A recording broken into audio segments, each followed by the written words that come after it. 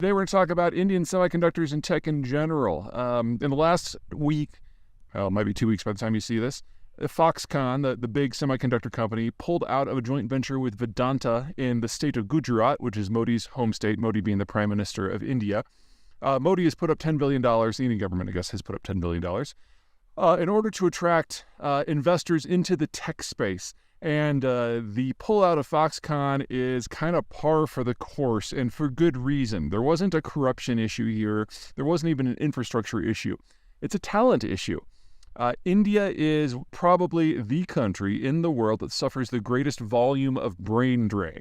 No one ever doubts that Indians are actually good at IT and technological work in general.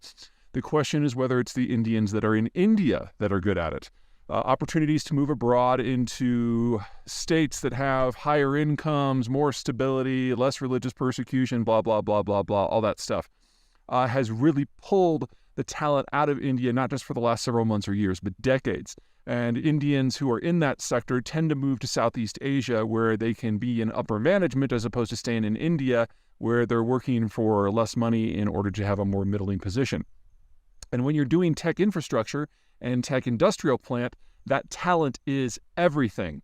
And Vedanta, the partner, is a typical Indian conglomerate and is broadly useless in training up these people because of the same problem. As soon as there's an opportunity, as soon as you get them the skill set, they move. It's something I can relate to personally. I am from Iowa, which arguably has the best educational system in the country.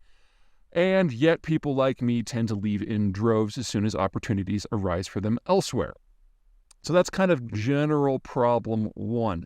The second problem is just as insurmountable. The amount of capital that is required to make a semiconductor fab facility is absolutely massive, even if it is only the 28 to 40 nanometers that this facility was supposed to build. Now, 28 to 40, that's like a very low-end tablet or a mid-range internal combustion vehicle or a really, really, really, really fancy something for the Internet of Things. So what I kind of consider bread and butter chips, but nothing too crazy.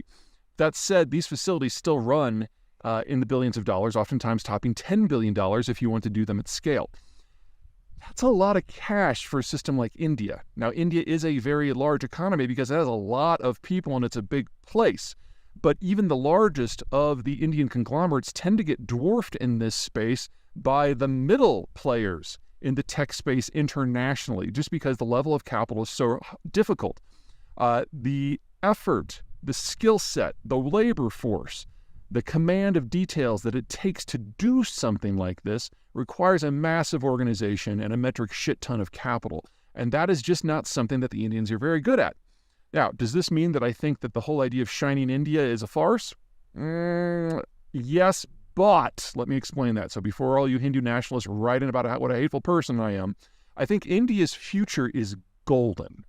India is the first stop out of the Persian Gulf. They're never going to have an energy crisis. Companies like Reliance Industries have shown that India can dominate heavy and mid-industry. Whether it's chemicals or agriculture or industrial materials, India is an excellent place to get stuff done. It's got a multifaceted labor force that's going to make it dominant in manufacturing, especially as the Chinese have more and more problems. They showed with COVID that they could develop their own vaccine that works, unlike the Chinese one, which is utter crap. India has a very bright future. It never globalized under the American-led order, so as globalization breaks down, India is going to broadly be fine. But India is going to do things for India, by India, in Indian ways, and that's a negative as much as it is a positive. Capital flight will continue to be an issue. Technological acumen will continue to be a problem in the workforce. So India is perfectly capable of ruling its neighborhood and doing very well for itself, and yet not being a technological power. These are two very different things. So, bet on India? Yes. Bet on Indian semiconductors? Probably not. All right, that's it. See you guys later.